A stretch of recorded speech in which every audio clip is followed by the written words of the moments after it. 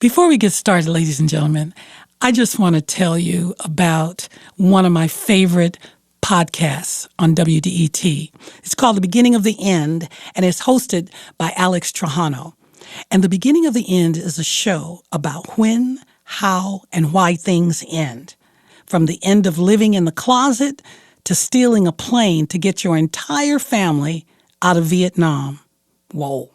We have new episodes in the works, but you can listen to season 1 right now. Go to beginningoftheend.org. From WDET in Detroit, this is Twisted Storytellers. I am your curator and host, Satori Shakoor. I come from a long line of storytellers, old Black women from the South, Alabama, Mississippi, Arkansas, who told stories to teach, to warn, to entertain. To me, human and story are synonymous. Today I want to tell you about my brother, William Raymond Magruder. We called him Billy Ray. The last time I spoke to my brother was in September 2014. Every day I think, when I drive by Mac and 3rd or 2nd, I think he could be in any of these abandoned houses dead. You know what I mean? I don't have hope that he's alive.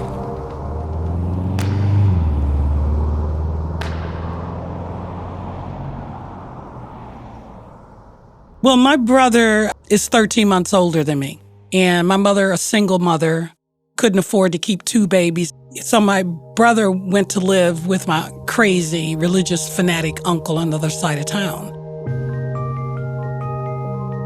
Every Sunday we would go to visit him, and I hated it because my uncle was a strong believer in children should be seen and not heard, and if he heard it, he would just appear out of nowhere like a swashbuckler swinging his belt.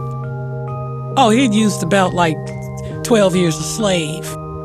Ugh. And when it was time to leave, I was so happy, but then when I looked at my brother, he, on the other hand, was crying. My mother would sometimes have to remove his arms from around her waist to leave, and he would look at me with these eyes that seemed to me to be accusing, like I had done something to him. There was this yearning, this sort of, separation anxiety every Sunday. Well, he got into a big fist fight with my uncle. I mean, he's 15 now, and my uncle's getting older, and my uncle beat him every day. So one day he hit him back, and my uncle said, "That's it, you're going back, you're going to live with your mother." And then he came as a heroin addict, overdosing, going to the hospital. My mother one day said, "Tell her, show her." And she pushed up his shirt sleeves, and I could see the track marks sprinkle up and down his arm. And I'm like, "You're a junkie." And I ran out of the house. He ran after me. I'm sorry. I'm not going to do it again. I'm sorry. But heroin addiction doesn't work like that. It just doesn't.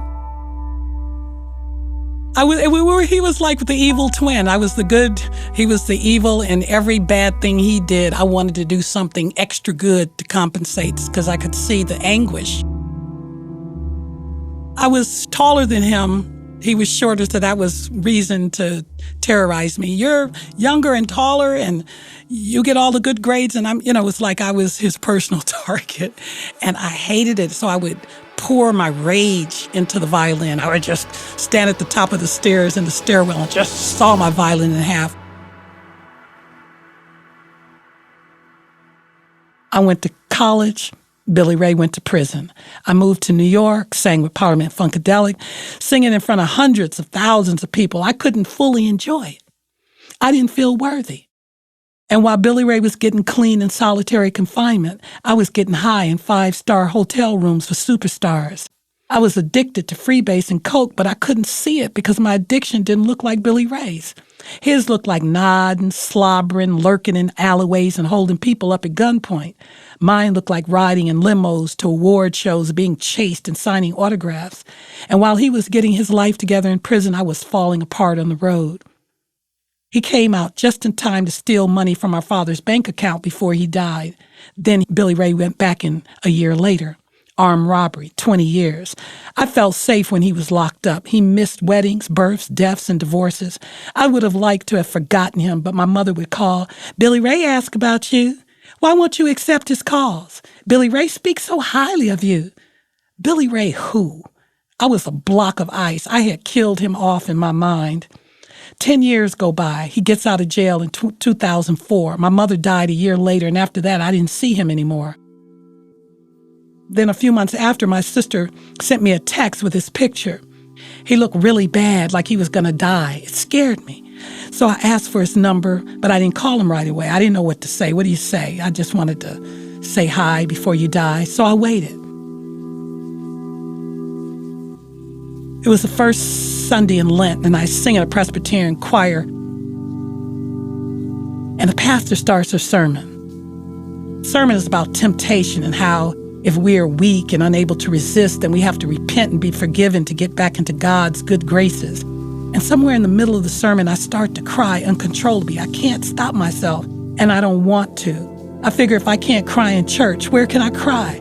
It felt like I was letting go for the first time. And so I stand up, still sobbing. I don't know what I'm going to say.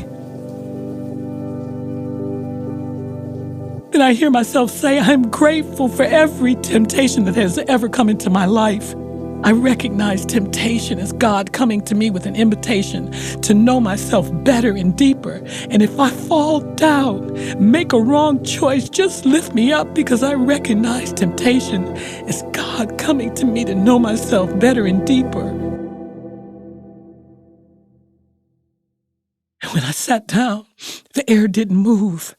You could hear a pin drop. They were statues. No one breathed. And all I could hear was my sobbing.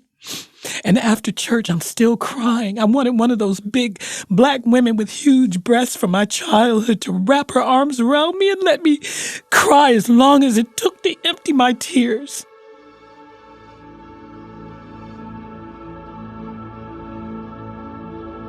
I went home. I canceled all my appointments and I cried for 2 weeks. It was like a dam had burst. And then I picked up the phone and I called my brother. He was so happy to hear from me. I could hear him dropping stuff out of shock. And then I told him what had happened in the church and that I was sorry it had taken me so long to call him. I told him I had judged his journey and looked down on him for years. I realized we were two sides of the same coin. He would act out his rage and I would keep mine in. I measured my goodness against his badness to feel worthy, legitimate, and that I was sorry. And he said, oh, that's all right. That he had forgiven me a long time ago for what I'd done to him. He told me he had always loved me. He loved my weaknesses because he knew I couldn't, that he had never judged me. And he tells me he's falling down and getting up, but he's staying up longer. And I think to myself, isn't that what I'm doing? What all of us are doing? Who am I to judge? And we talked for 2 hours.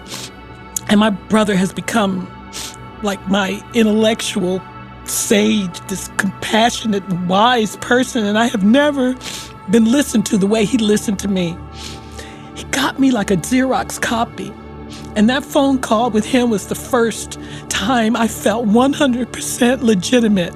It was like a burden had been lifted from my soul. And at the end of the day, when all is said and done, and after all the bitterness and the anger and the judgment, there's only love. And anything that doesn't look like love is a reminder we all have a couple of more steps to go to reach it. And I can see that now.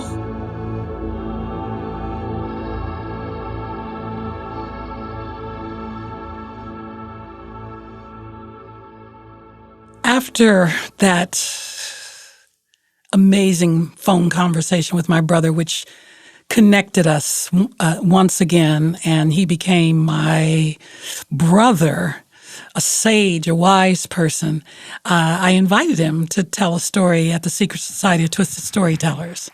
And he came and told this one. All right. Well, my story is about recovery. I was with this girl, and we stayed together on Greeley and Outer Drive, and some kind of way during our twisted relationship, I got locked up on her birthday. She went to the mental hospital And but when I got out, I run back into her. And she was on the bus, and I seen her, and we talked. But she was still using, but so was I. And so we talked, and she said, "Did I have something?" And I said, "Yeah." She said, "Well, come by." But she didn't tell me that she stayed in an abandoned building. You know, so when I came and I told her that I was coming in, she said, "You got it?" She said, "Yeah." And I was about ready to step in. She said, "But watch your step." Yeah, I had to jump across because if I'd have took another step, I'd have fell to the basement. So uh, I went on up the stairs, and so I got in her room. The windows is boarded up. She got a mattress on the floor. And so after we got high, we both fell asleep. Well, we woke up and a possum was at the end of the bed. And she told me, she said, "Get him out." And I'm thinking, this is what I thought. I said, "Bitch, you got to be crazy." So she shooed him on out. So when he left out, she said, "Close the door." And I said, "You still got to be crazy." So she shut the door, and then I told her, I said, "Well, look," I said, "I'm gonna pray for you. You need anything to eat?" Because I'm about ready to go. Because I'm waking up in possums. Because he took his time leaving. And he wasn't studying us, period. And that was a real experience that I think she did the work because she got him out, because I didn't do it. And that's the story that I had.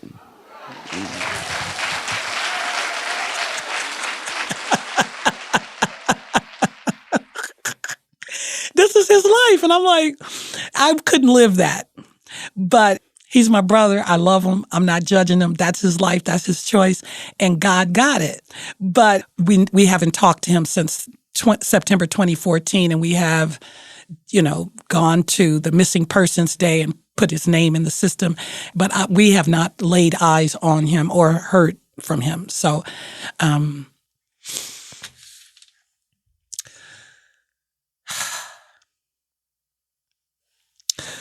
I just want to know, is he alive?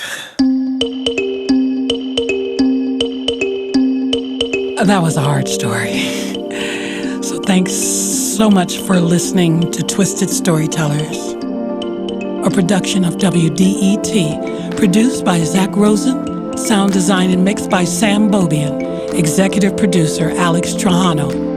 For more stories, please visit www.secretstorytellers.org. And if you have a brother, hug him hard tonight. See you next time.